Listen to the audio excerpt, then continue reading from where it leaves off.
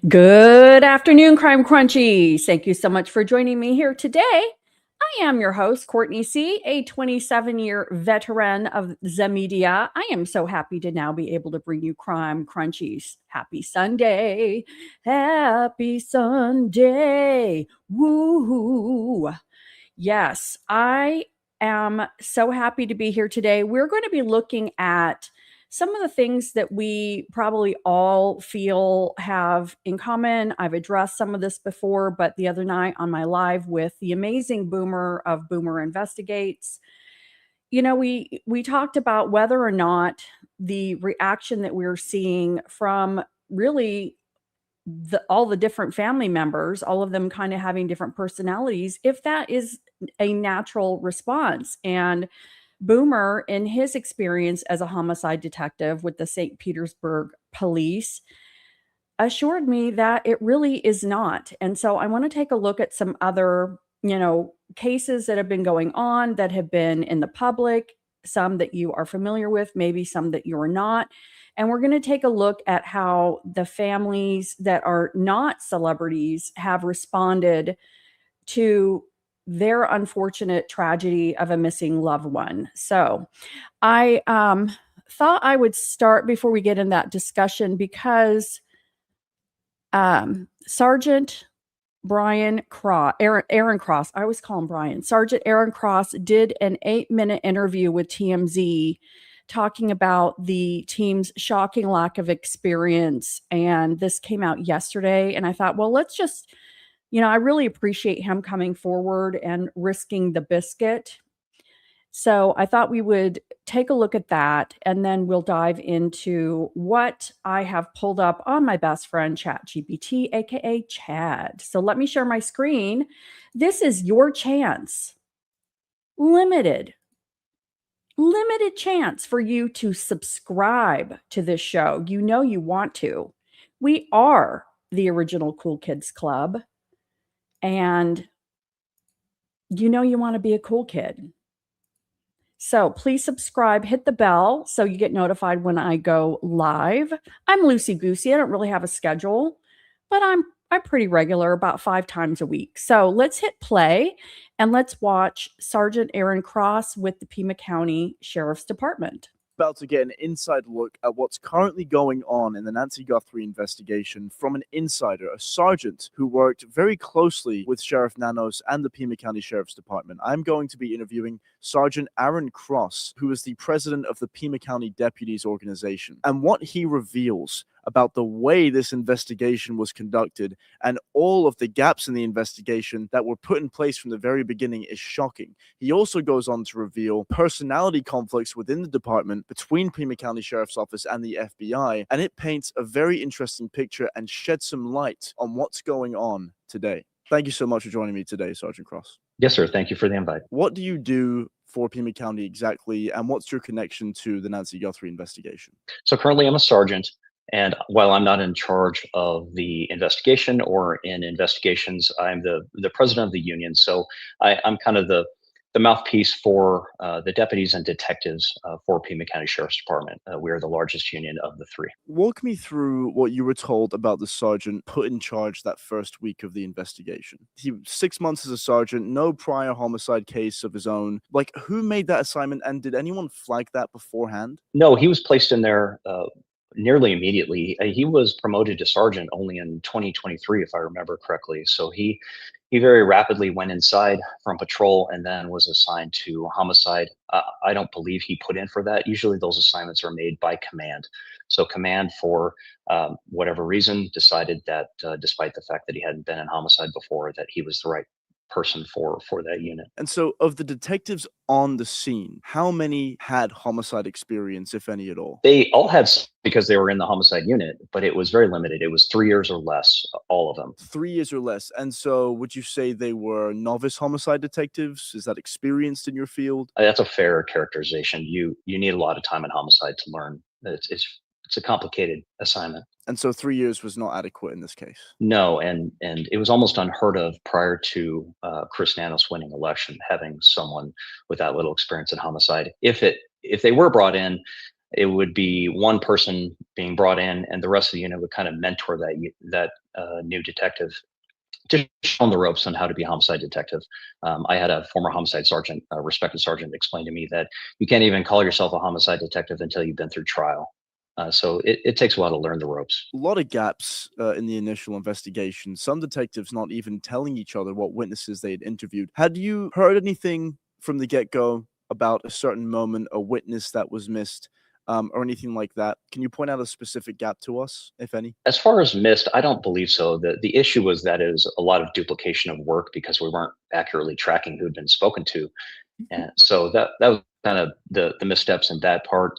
The big misstep, in my opinion, the opinion of many of the detectives and people in the community, was just giving up the scene so quickly. I think the next day it was given back to the family, and there was really no reason for that. You've said that experienced detectives were sidelined because of favoritism. What is this favoritism? And who is perpetuating this favoritism? Is it Nanos or is it somebody else? I don't know if I characterize it as favoritism. I would say what happened is our two most senior detectives in the homicide unit had been transferred out prior to this because they were handling investigations and they had a suspect for a homicide and they were building the case against him. However, they weren't quite there yet. And so they were making the case to make the arrest. However, their commander, one of Sheriff Nanos's, I would describe him as a favored son, was unhappy with how slowly they were building the case and demanded them to be arrested immediately. And of course, the probable cause wasn't there yet, so they didn't. And as a result of them moving too slowly, in his opinion, they were transferred out of homicide to cold case. In the Pima County Sheriff's Office, is this something that is a usual occurrence or? Very frequent, unfortunately. Very frequent. Very frequent.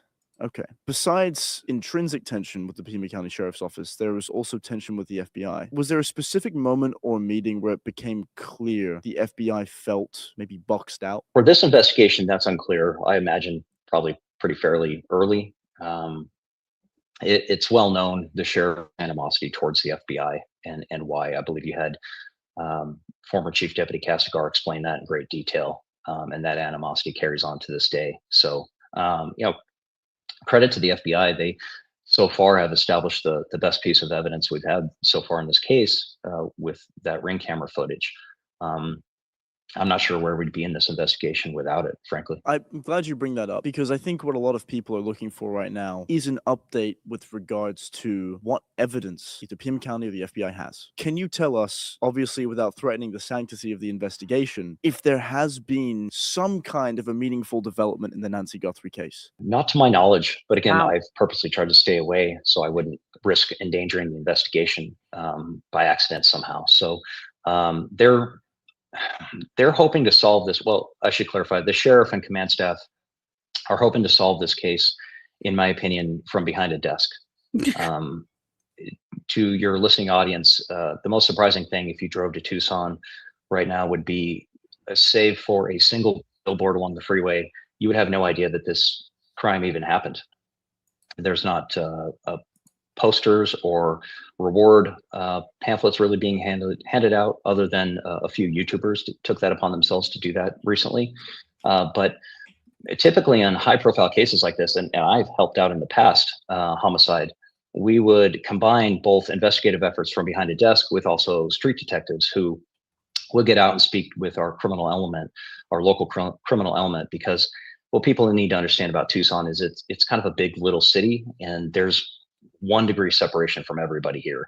And so what we would often do is the street detectives, those units that used to exist, would go out and just kick the bushes and rattle their cages frequently until something would kind of turn up because the bad guys all talk to each other by and large. And so if there was discussion of this crime amongst that community, that criminal community in Tucson, oftentimes it would pop up because the criminals, after a while, they just wanted to be left alone.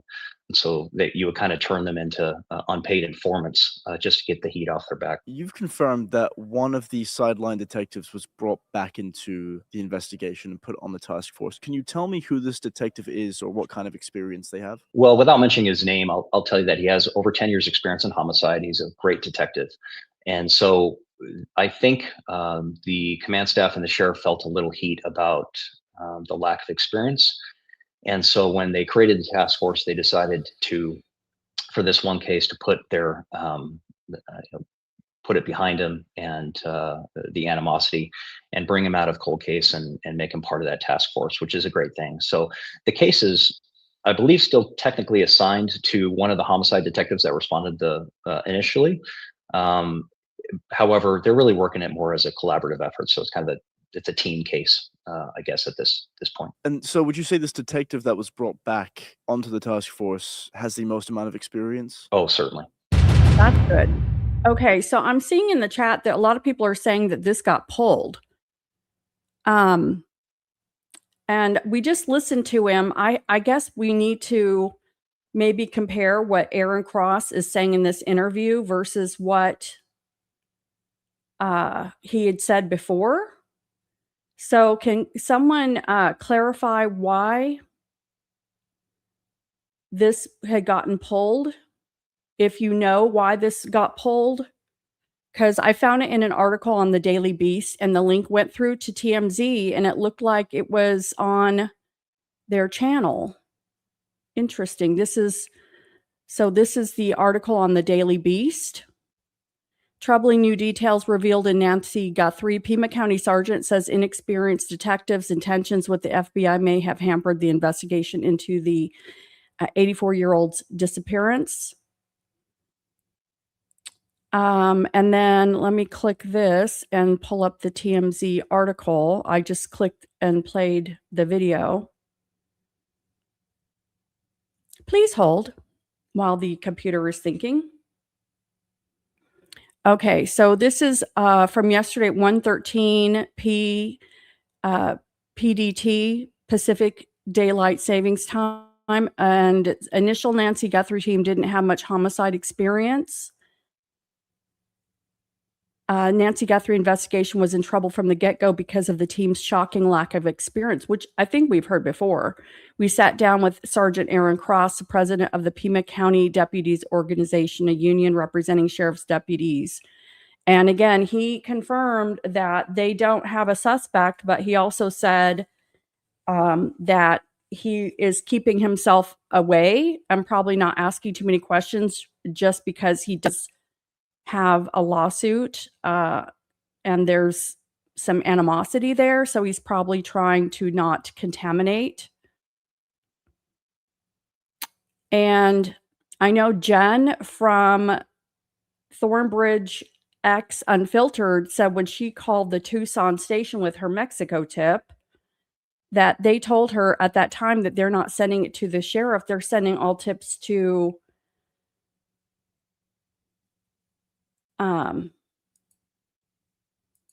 that they're sending all tips to the FBI.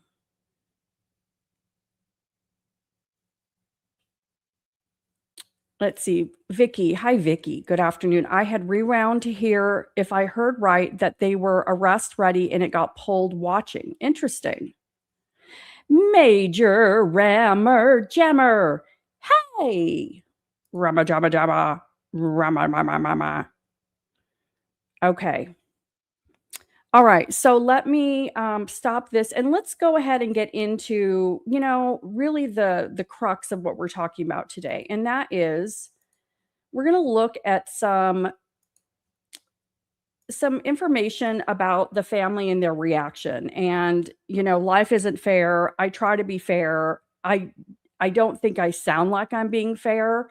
And again, just to disclaim, because who knows, I'm surprised at who watches my videos. Seriously, all the other channels and co-creators, apparently they do watch other creators' videos. And we don't know, Savannah is watching, she was fully aware when Criminal Network, aka Alex, was sitting in front of Nancy's house. And while we heard 911 calls that people not even in the state were calling the sheriff. According to Alex, Savannah Guthrie did call and was concerned that he was sitting out front of the house. Although, I mean, all he was doing was, I don't know, making the case stay in the media again. This is part of my confusion. And she wanted him gone.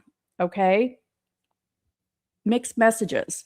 So again, life isn't fair, but disclosure, this is for entertainment purposes. I know I don't sound like I'm fair, and that's again because 92% or more of statistics showing a woman over the age of 80 being taken and unalived is from an insider or a family member. And that's until we get a suspect, that is really logically the only place we can go. And I have to say that, I mean, giving everyone the benefit of the doubt, I'm not perceiving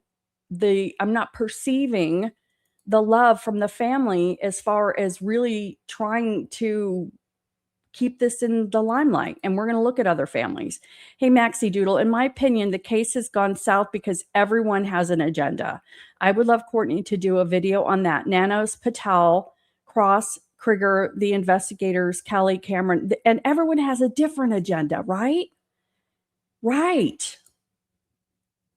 This is like Boomer said on my first interview with him, we will never see another case like this in our lifetimes, God forbid. But the fact that it's muddled everything. Going to go into chat. All right. So here was my question to Chad.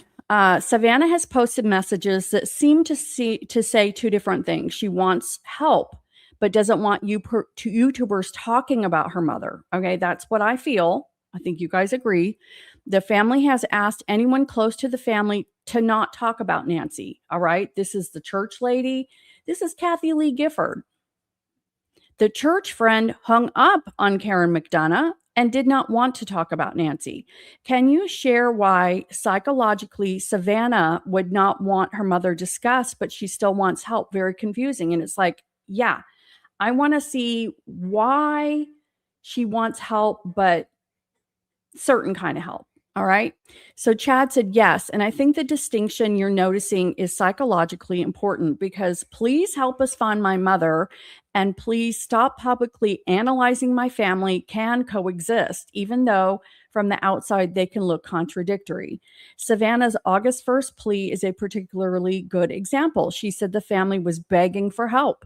Ask people who recognize the ransom note language or suspect someone to come forward, but also emphasize that this is a real family suffering and not entertainment. Earlier, she described speculation that relatives might be involved as unbearable and said it added pain upon pain. And that was during the Hoda interview where she did say it was unbearable. And I get it. I get it. I'm with you there, sister. Psychologically, she may be separating help from scrutiny. And that's, I think, what we all are seeing here. Okay. She doesn't want anyone to scrutinize her picture perfect family, even though statistically it's the last person who saw the victim or a family member who stands to gain. Okay. Sorry, hon. You are special, but maybe you're not that special is what it comes down to. In Savannah's mind, those may be two completely different things. Help. Look at the suspect. Look at the ransom notes. Look at your cameras. Tell police what you know. Help us find mom. Scrutiny. Don't analyze my siblings, my brother-in-law, our relationships, our finances, inconsistencies, and what we've said or what happened inside our family. And you know what? I don't think that is fair. All right? You can't have it both ways. It's going to happen. And honestly, if they had done a proper investigation, the family would have been scrutinized. The family should have been scrutinized. If anything, like Boomer said, that they would really, to do a proper investigation, you need to find out where every family member was, and you need to prove that they could not have done this crime. And that wasn't even done. They were cleared without really being cleared. That's favoritism. That's not fair. That's not how the regular Joe the plumber gets dealt with. Not cool. That distinction actually makes considerable psychological sense. Savannah has also said that the siblings coordinate what they say publicly. In her March interview, she said that she hasn't posted or said anything that the three siblings hadn't decided together. And you know what? I did have a problem with that statement, because there's no way in HE double hockey sticks that the FBI, especially that first one, didn't tell her what to say. Every single word, even the latest video that she had posted, you can't tell me that they wrote that and just went with it. No. This is why, I mean, I have felt like she's an honest person, but I don't know that she's being honest. I think she's like doing the Band-Aid with this. She's saying her three siblings, went with those messages all together. Maybe they drafted something, but I don't think so. I think especially the first couple, and even this most recent one where she's telling the perpetrator that they've done their part, it's time for them to do their part. You can't tell me this, the FBI didn't write that. So why is she saying this is her protecting her family? Which I get it. I get it. She's going to want to protect her family, but she needs to look inside. And if she's covering for them, is there something that's cracked? What is she subconsciously covering for people and saying things that maybe aren't true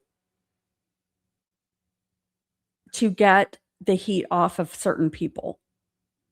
So why would someone do that? There are several plausible explanations, and importantly, none requires the family to be hiding involvement in Nancy's disappearance. So protective control under trauma.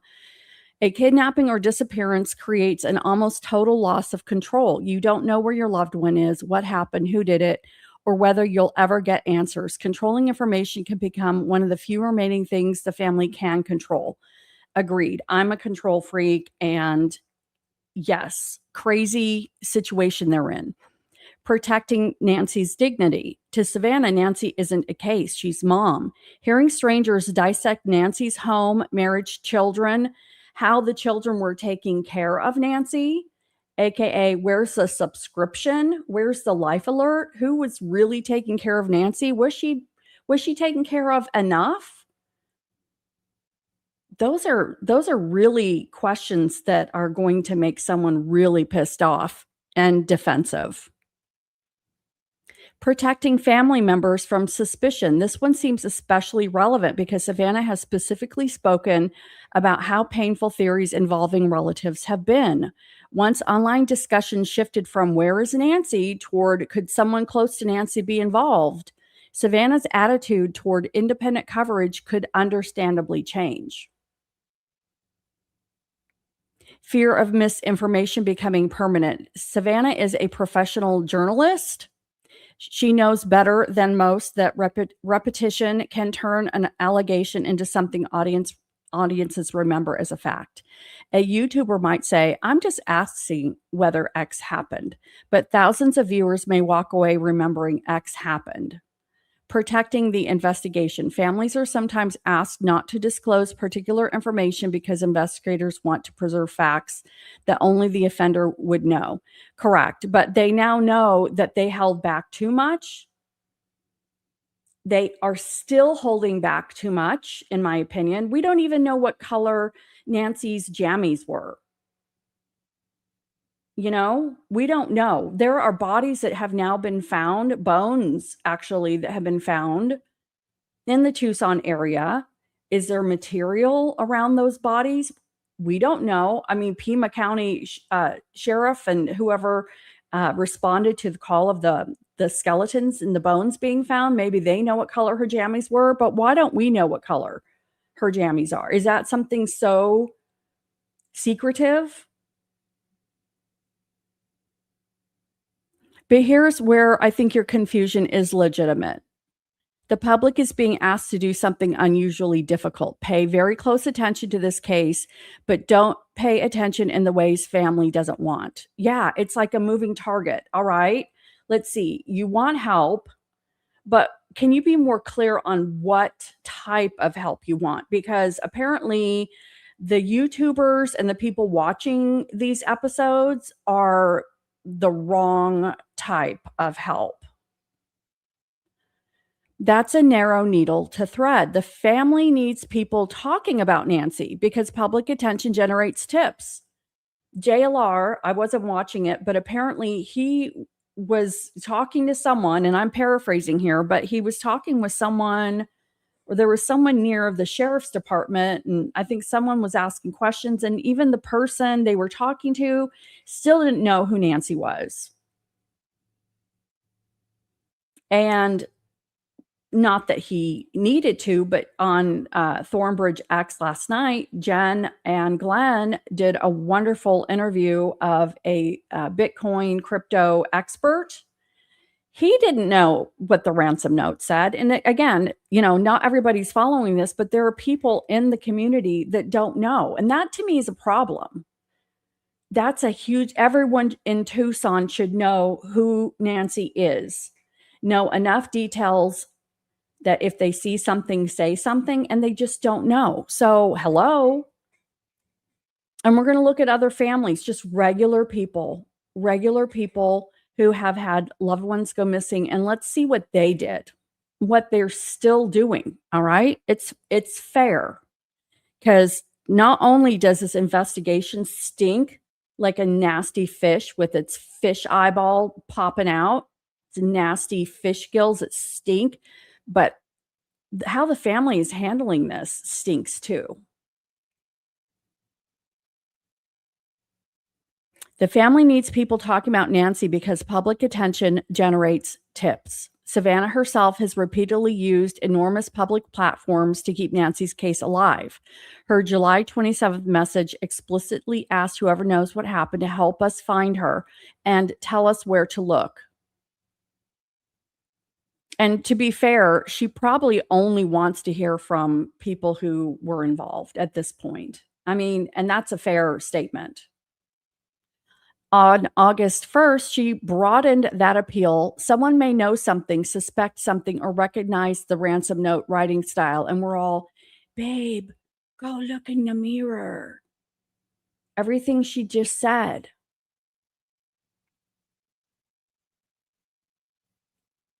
You need to take your little rose-colored glasses off. Maybe.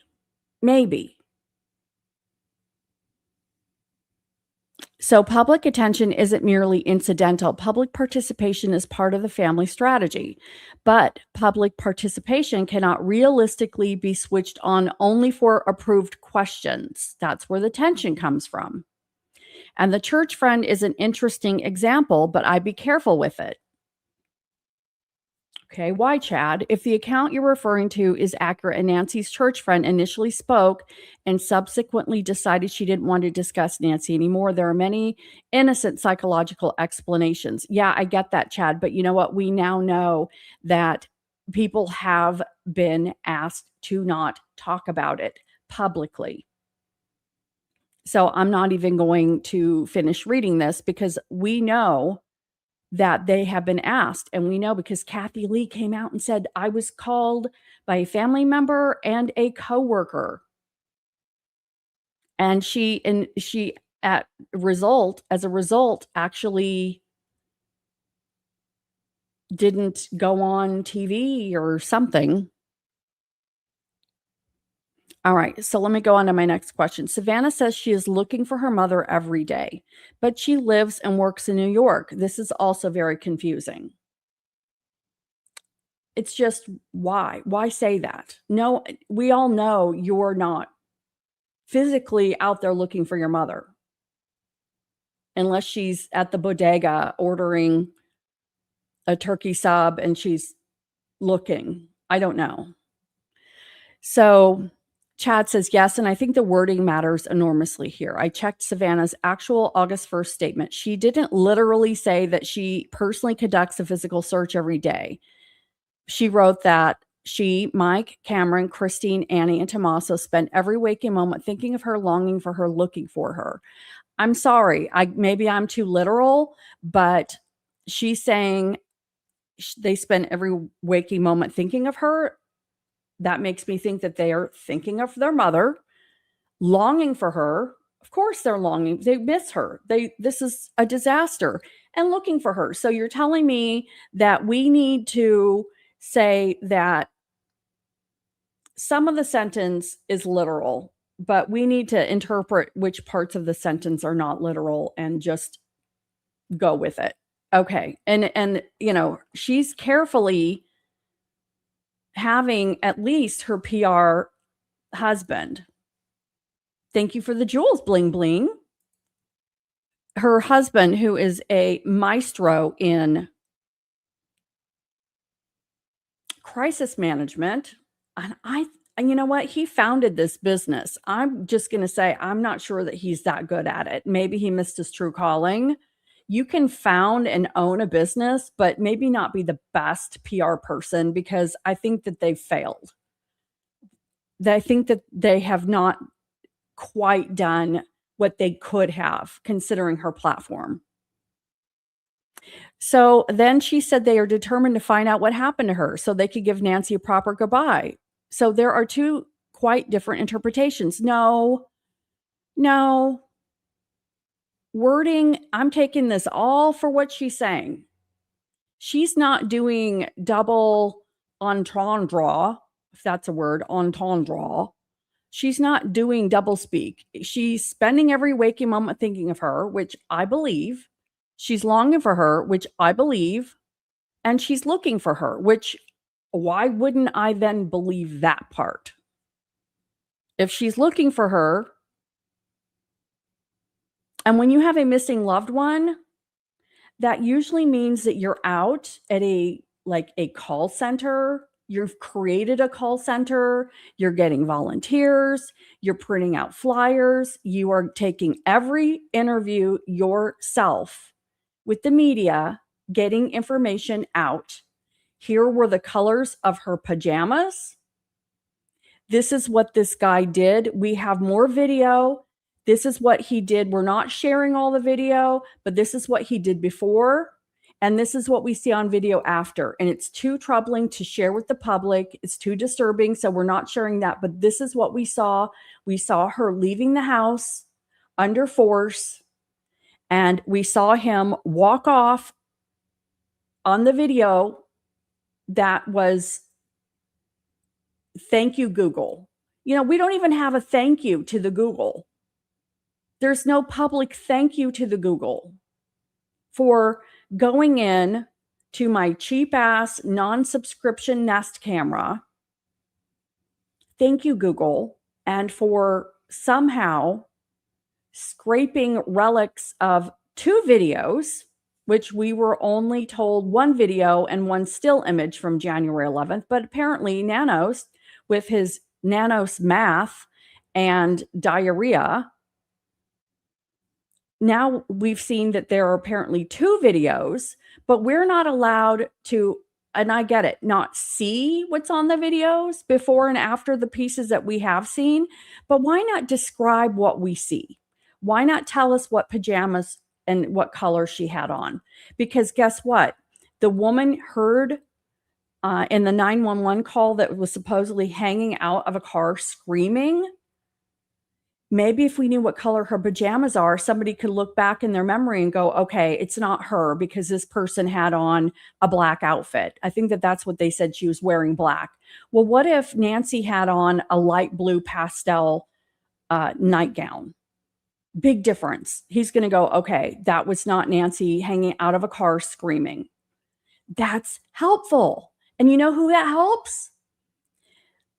The people who live in Tucson that have eyeballs and ears and talk to other people and can learn things and remember things. These are basics. How about what happened?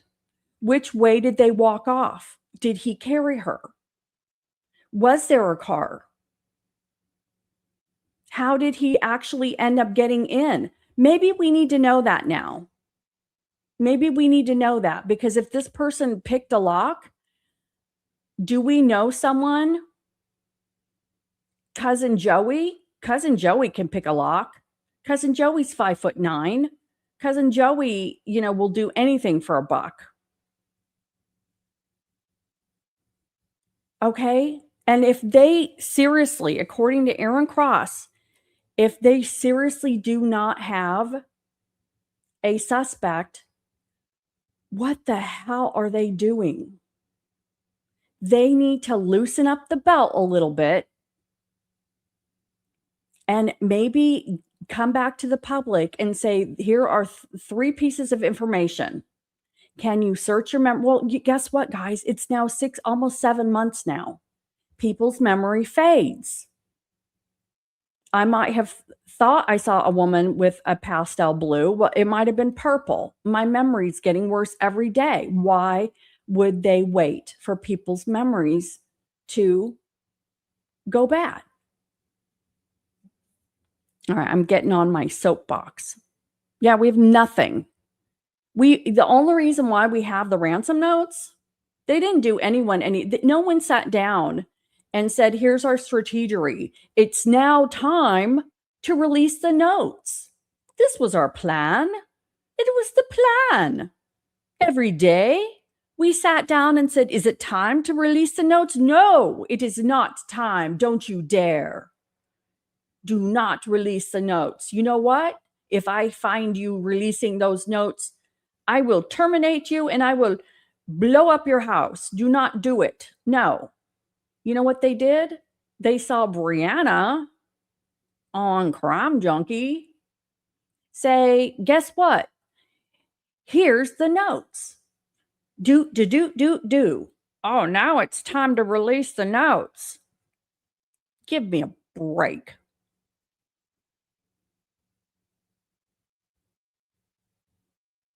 All right. At the same time, your question is reasonable because Savannah's observable day-to-day life is largely elsewhere. It's not largely, it is finite. It is elsewhere. She returned to the Today Show on April 6th. February, March, April. Literally 60 days. She looked so hard for 60 days. I'm looking. But it's really just, I'm looking at the house that we're renting that's worth probably $2 million with a private pool and a gated community because I don't want the unwashed masses coming in here. Stay away. You people are not attractive and you don't use Botox. You have a big belly. Go away. So I would not translate, we spend every waking moment looking for her, into Savannah is physically searching Tucson every day. Well, you know what? I'm sorry. Again, she says many, many times over and over and over that they're looking for her.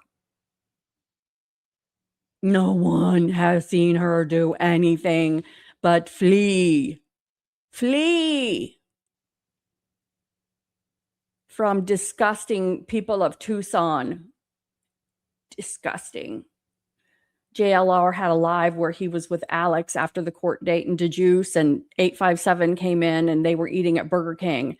I bet you she wouldn't want to hang out with anyone who eats at Burger King. I bet you I'm right.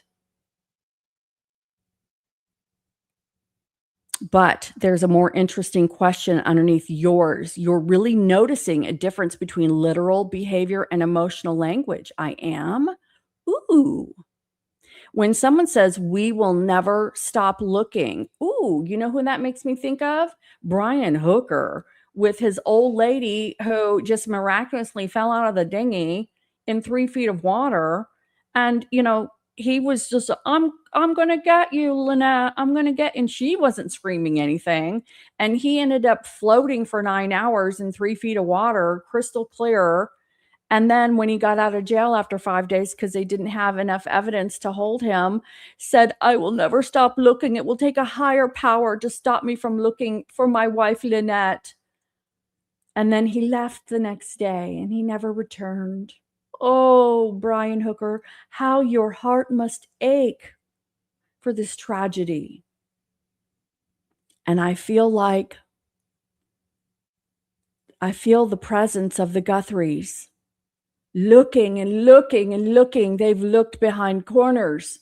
They looked behind a Circle K, and they even were within 4 feet of a dumpster with stinky garbage inside. It was horrible. Horrible. Yes, they did. They went into a yucky Circle K where you have to get a key for the bathroom. And the toilet, oh, I hope you don't have to make a poo-poo because the toilet's not going to flush properly. Maybe a pee-pee, okay?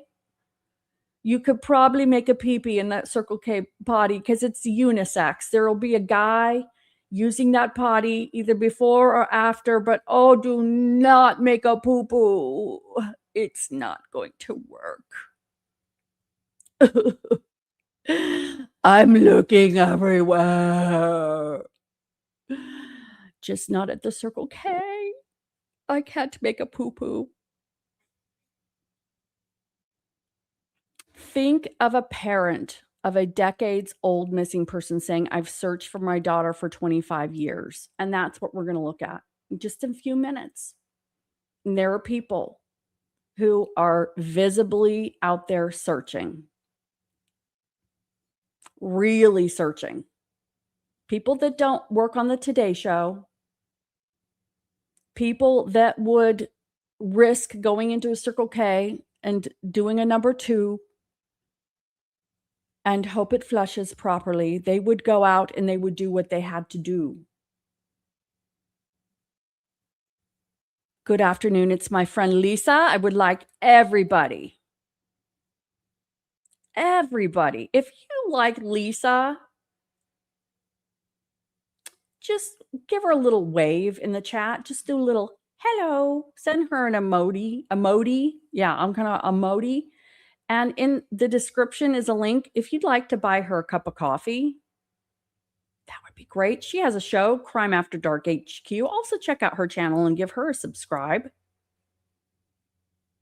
I appreciate Lisa. She karate chops people. Look at all those waves. Who doesn't love Lisa?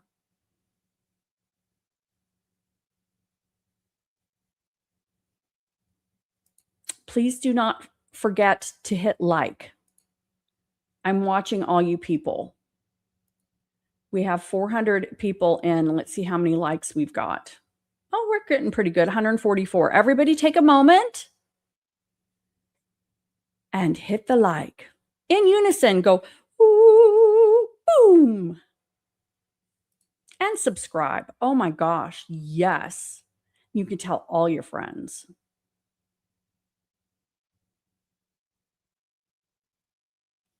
Oh, I love these comments. What is Courtney's obsession with Savannah and her so-called disdain for common people? Give me a break. It's so disrespectful, annoying, and off base. So first of all, I have no idea how she really feels. And you know what? Sometimes I like to have fun. But thank you for your comment. I'll leave it up just a little bit longer so everyone gets to see it. All right. So let's go down and let's look at other families who have lost loved ones. And let's compare how they responded. And these are regular people. They are not celebrities. So we've got Elizabeth Smart. Luckily, they had a miracle happen. They had a miracle happen. And they got their daughter back. Unfortunately, it was not soon enough that Elizabeth Smart did not get hurt in the 9 months. And she's really turning her passion around and helping others. And she really is helping others. I mean, she's out there, she's reaching out to people. It's amazing. So when Elizabeth Smart, 14-year-old, was abducted from her bedroom in 2002, again, Her family leaned heavily into publicity. And these were people who, I mean, how obvious would it be for a 14-year-old to get taken from her bedroom? Right. You know, the family did it. You know, the family did it. And Mr. Smart, he got it. He was the focus. And they held regular press briefings, dealt with enormous number of reporter calls, and distributed Elizabeth's photograph nationally. Importantly, once Elizabeth's sister identified the man she remembered as Emmanuel, the family pushed his photograph into the media. They went against the police. And they look back now, and the father says that the police made a lot of missteps. And it was to the point where they were telling them, okay, if you want to run with this for the next 30 days, go for it. But after that, and if you don't get anything from it, we're going to start making our own decisions. They used critical thinking, and they were told not to release Emmanuel. They didn't believe that her sister, Mary Catherine, identified this person, came up with a picture, and they advised the family not to give this picture out. And they did. And they went on America's Most Wanted, aired it.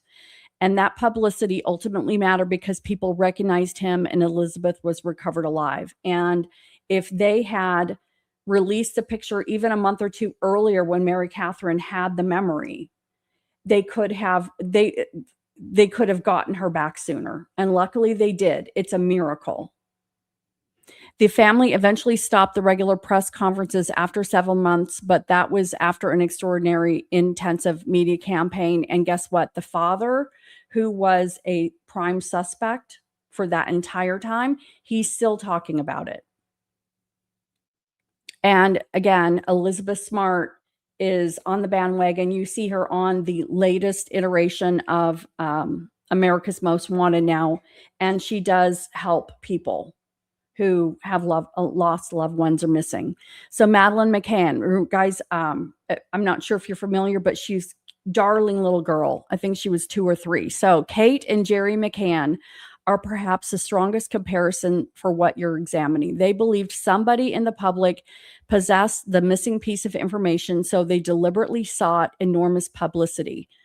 Madeleine McCann, they were in Portugal, and they had left some of the children asleep in the condo they were renting, and they went to dinner, and the restaurant was literally in the same, I don't want to call it, it's a complex. Okay. It's a complex where there was the condo, and then there's a pool, and then there's a restaurant. So they were within a couple 100 feet of the condo, and they came back. Somebody came to check on the children.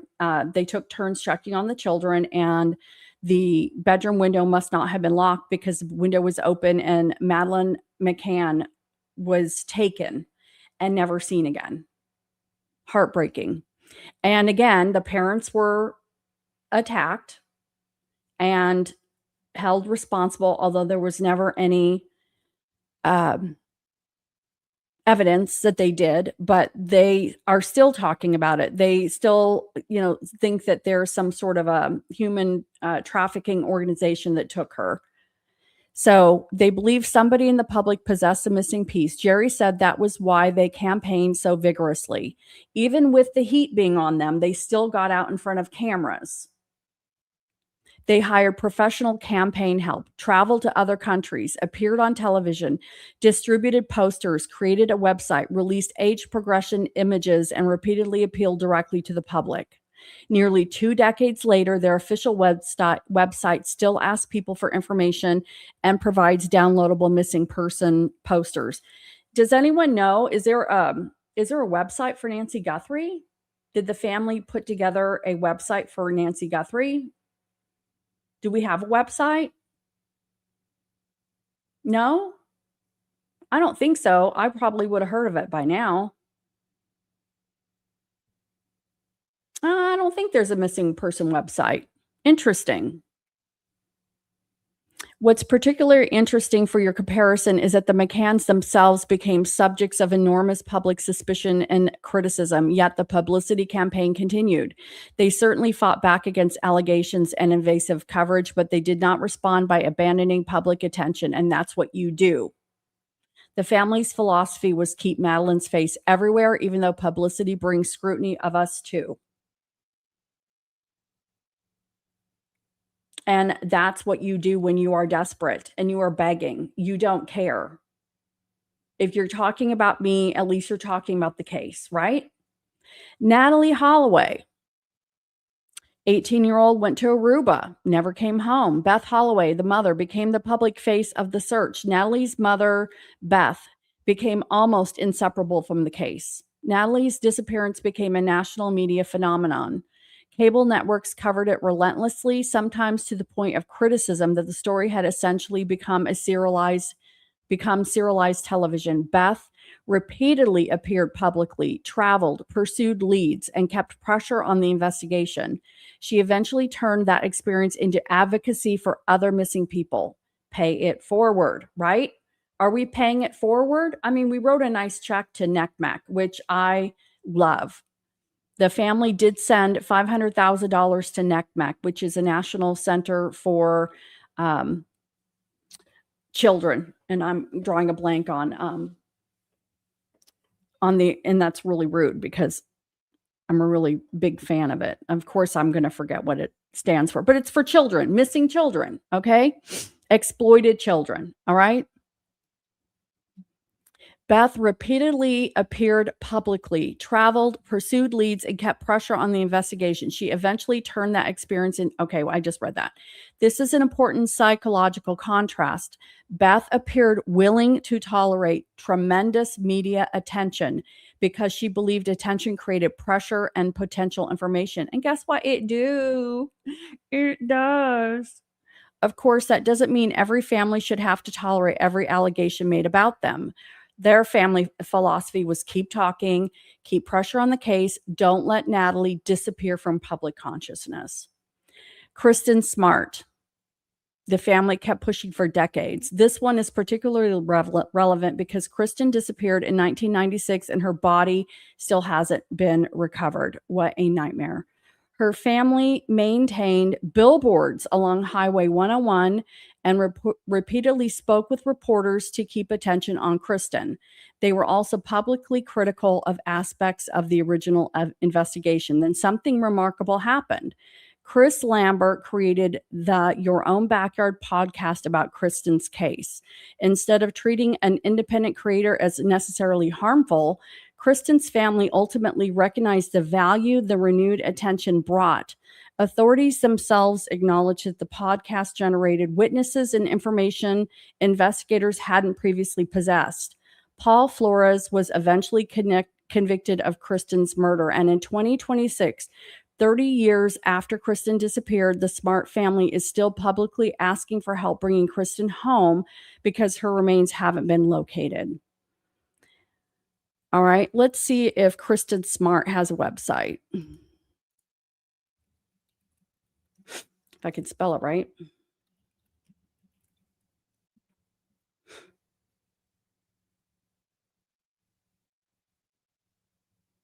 And maybe they didn't. Okay, kristensmart.org. Yes, and it's solved. They know who did it, but they don't have her body. So they continue. So yes, there is a Kristen Smart website. Let's see, Natalie Holloway.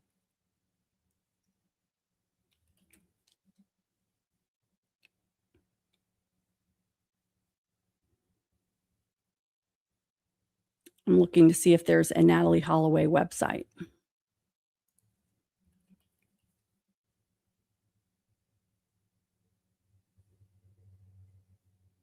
Looks like there is Crime Museum. Maybe they have, maybe they've done a crime museum because, let's see. I'm not going to spend too much time on this. I'll actually move on. All right. Gabby Petito.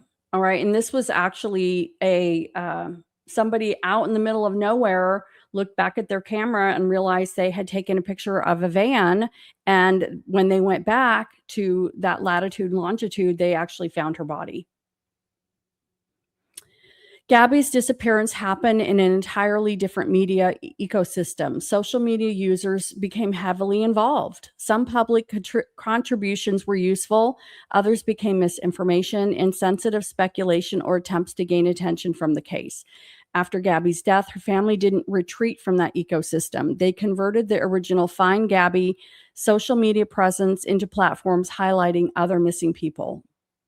They subsequently established the Gabby Petito Foundation, which works on domestic violence and missing person issues and explicitly talks about leveraging media and public awareness. So here you have a family that experienced both sides of internet attention, enormous help and enormous noise. Their philosophy was harness the public attention and redirect it toward helping others. Now, this one I'm not that familiar with. Morgan Nick, her mother turned searching into an organization. 6-year-old Morgan Nick, what a disaster, 6, disappeared in Arkansas in 1995. Her mother, Colleen Nick, didn't simply continue speaking publicly about Morgan. She founded the Morgan Nick Foundation the following year. The organization now assists missing person families with search and rescue resources, flyers, media relations, and coordination with law enforcement. That's almost the institutionalized version of public participation. The family philosophy is mobilize the community, law enforcement, and media together. So, there's no playbook, right? There's no playbook on this. What do you do? Well, apparently you can go to the Morgan Nick Foundation and they will help you get mobilized. And this is really, you guys might have heard of Maura Murray. She literally was driving a car north and the car was found some footsteps to the center of the road and then nothing. So Maura Murray, her sister, actively engages the public. Maura disappeared in New Hampshire in 2004. Her family eventually created an official website that wasn't merely a memorial. It was deliberately designed as a public resource, including photographs, historical news reports, and information about Maura. When it launched, Maura's sister, Julie, specifically credited members of the public with playing an instrumental role in continuing the search. That's another useful model because the family tries to channel public interest toward reliable information. And that's so important. We're all just out here guessing and speculating and using our own clues. And, people who are on the street and seeing weird things, we probably don't have reliable information at all but we don't have a suspect, right? So if we don't have a suspect, the best thing to do is not share anything so that people who, really feel like they can help spread the message, we're just continuing to share BS. Let's just keep that going and make the family more frustrated, right? Family philosophy. If people are going to investigate and discuss Maura, give them accurate information. And guess what? That's what we're doing. We're going to investigate. There's an entire, they coined a term, armchair sleuth, armchair detective. It's a thing. And armchair detectives have actually solved things. The documentary, Don't Fuck with Cats, they figured it out. I don't have that much, I can't do that detail like a lot of sleuths do. They're able to look into records, and I cannot do that level of detail. I'm a big idea person. I've always known that. I am not that person. I would love to be that person, but there are people that do. They will go through records. They will find people's names. They will look up things. All right. So this is where your Savannah Guthrie question gets interesting. When you put these cases beside Nancy's, I would conclude Savannah's behavioral is abnormal, therefore something is wrong. We simply can't make that. Oh, I wouldn't conclude that Savannah's behavior is abnormal, therefore something is wrong. We simply cannot make that leap, but you can identify different approaches to managing public attention, and everybody reacts differently. I just feel like the reaction we're seeing is A, do not scrutinize my family. B, God forbid you make money off of this story or watch it for entertainment because you are evil. And absolutely don't talk about this. YouTubers, don't go on the street. Okay, get rid of the memorial. But I need help, guys. But other than all those things, I need help. So, Elizabeth Smart, aggressive media exposure and public appeals while they were accusing the father. While they were accusing him. And I want to point out John Benet's father and brother, even though they have been cleared of the DNA from the crime scene, they're still accused. Still accused. Madeleine McCann, parents are still accused. International publicity campaign. Natalie Holloway, we believe we know who the suspect is, but they haven't found her body. Mother became highly visible advocate. Kristen Smart, they finally caught the guy. They don't have her remains. Decades of media engagement, independent podcasts helped revive the case. And the family worked with the podcast creator because it helped. Gabby Petito, the family embraced social media and later used it for other missing people. And it was an actual user generated picture that helped find her body. Thank God they have her remains. Morgan Nick, and I'm not familiar with this case at all. This is one I don't know. Mother created a missing person organization like a year after. She's like, okay, I am going to pay this forward and I'm going to help. Maura Murray, they have so many documentaries on this because it truly is a mystery. We don't know what happened to her, and we don't know if she wanted to disappear. There's nothing illegal about being an adult and wanting to disappear. She was, failing in a highly pressurized family environment to succeed and be doctors. And maybe she just decided, this isn't my bag. I just don't want to deal with this anymore, and just went away. Could have happened. They don't know. Nancy Guthrie, public appeals for information while strongly objecting to some online speculation. Yeah, we've got a moving target with what is okay. And it seems, and again, I am totally on the family side, and it doesn't sound like I am. It sounds like I'm being unfair and I'm being accusatory. I just feel like they missed the bus on this. Savannah Guthrie could have really been out front on this. She could have made this her life's mission and help other people with her name notoriety.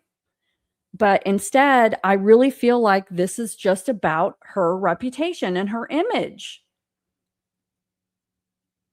I feel like this is about her image. This is not about her.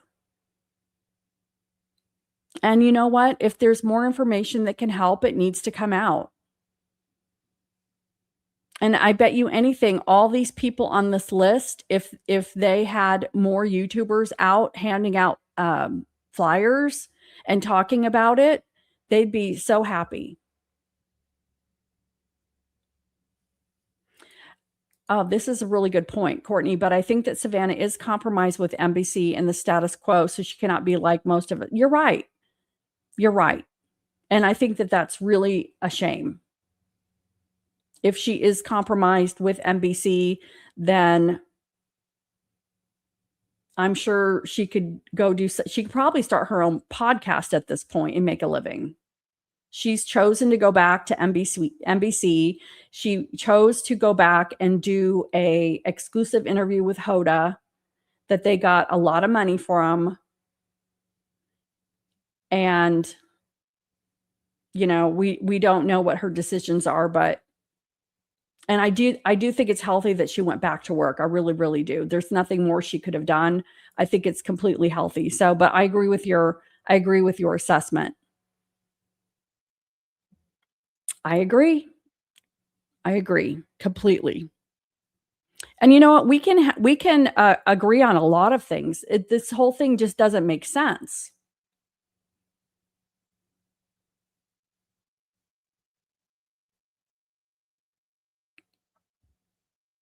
And that last distinction is a part I'd explore on your show. They know I have a show. There are really 3 levels. Please help us find her. That's asking the public to participate. Please don't spread unsupported accusations. That's entirely compatible with number 1, families have every reason to object to people turning speculation into purported fact. But she has to understand by looking at these other cases that she may have even talked about as a news person and being a lawyer. She has to completely understand that the last person with her mother is going to be scrutinized.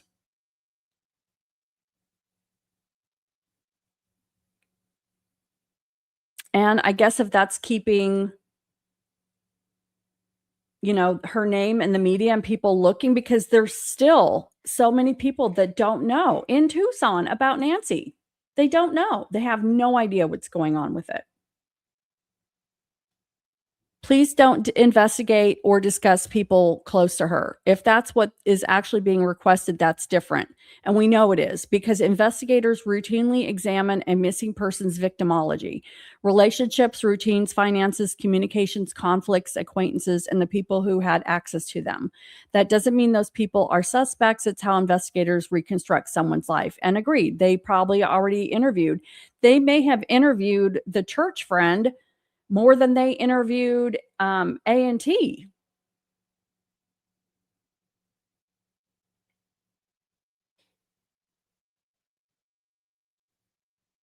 And, I can understand if the church friend doesn't want to talk about it. I really can. It's not her family. But at the same time, I don't know. I think that she doesn't want to talk about it because she's been told not to. And again, I'm not making that up. Kathy Lee Gifford specifically said the family member called her and a coworker called her. And Savannah's watching some of this, or her people are, because they knew when Alex was broadcasting in front of Nancy's home. He wasn't going on the property. And yeah, he had been arrested, but he was not doing anything other than being live. And Alex sent me the complaint, and it basically said that she is nervous about him coming back and being outside the house. He wasn't doing anything with the house. I mean, she doesn't know him, but none of those people did anything with the house. And somebody had posted, let's get upset with the YouTubers and get them arrested, but let's not be upset at how this whole thing has been mishandled.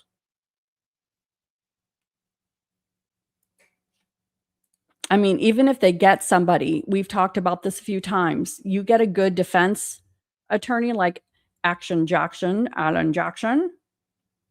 they're going to eat this up. And we believe that at this point, they're working harder on this because any decent defense attorney could destroy this case. And it isn't going to help because of Nanos. It's not going to help that Nanos has screwed this up. He's actually aiding and abetting whoever's behind this with his wackadoodle ways of putting novices on the biggest case of the century.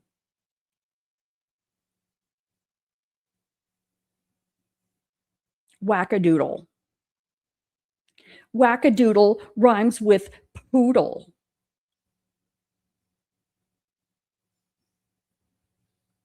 There is another article just to add to the confusion. And And again, going back to Jen. Hey, Jody Woo. So good to see you.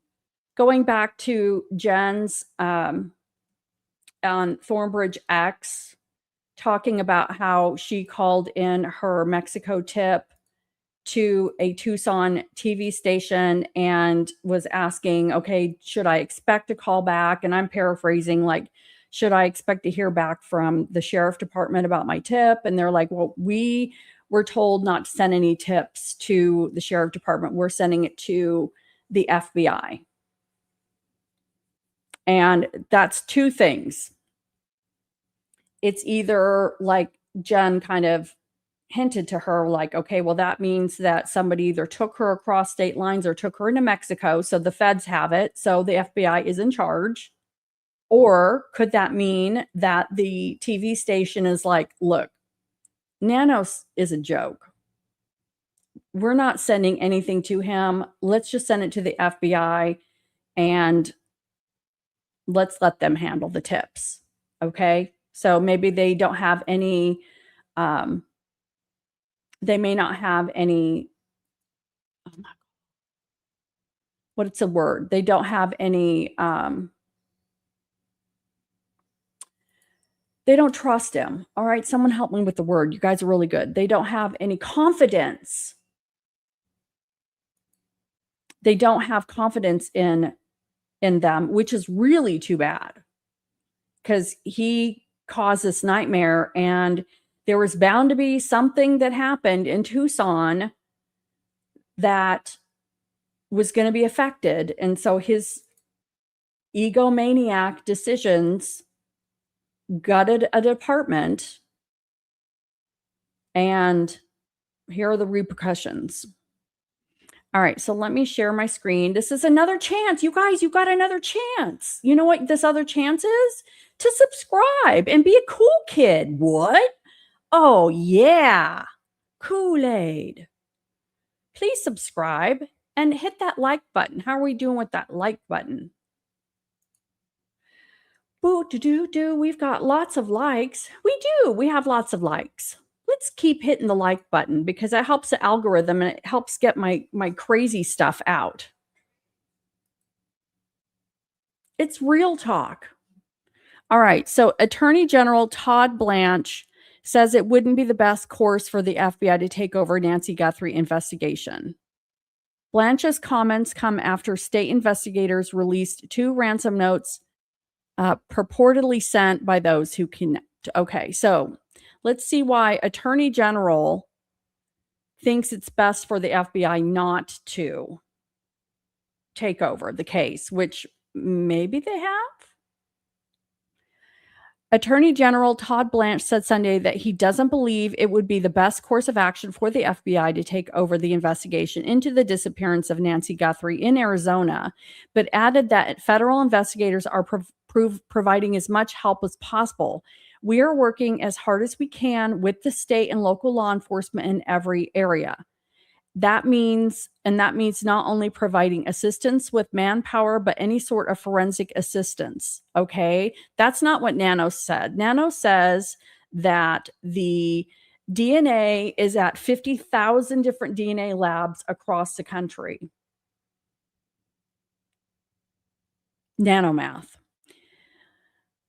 Blanche told NBC News, meet the press. And so we're going to continue to do that, whether we come in with sharp elbows and take it over. That's not necessarily the right thing to do for her or for anybody, but making sure that it's done right and making sure that this investigation is being conducted the way that it should be is something that we are doing, which is great. I wish it had happened day dot when they had the plane ready to go. Nancy Guthrie, the mother of today, we all know that she was taken. Earlier this month, the Wall Street Journal reported that local and state authorities have continued to lead the case since it was opened in February, with the FBI assisting in certain areas as needed. But the TV station, for what it's worth, is sending all of its tips to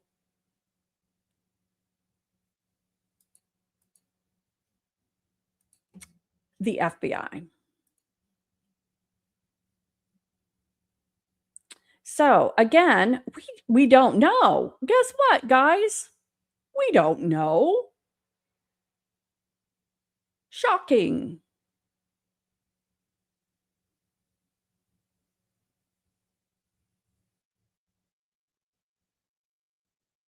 We don't know anything. And until we get more information and oh my gosh, how about some gratitude from somebody, not for what we're doing, just thank you, Google. Thank you, Google, for finding that video because that video is so useful. Thank you to the people who are volunteering themselves, the people who put drones up. Thank you to everybody looking. Thank you to people who are passing out flyers. Thank you. Nope. We're just evil. All right, you guys, I am done. Woohoo. I hope you all have a great rest of your day. Thank you so much for joining moi. I love all my crunchies. Hug. Hug. Thank you for commenting.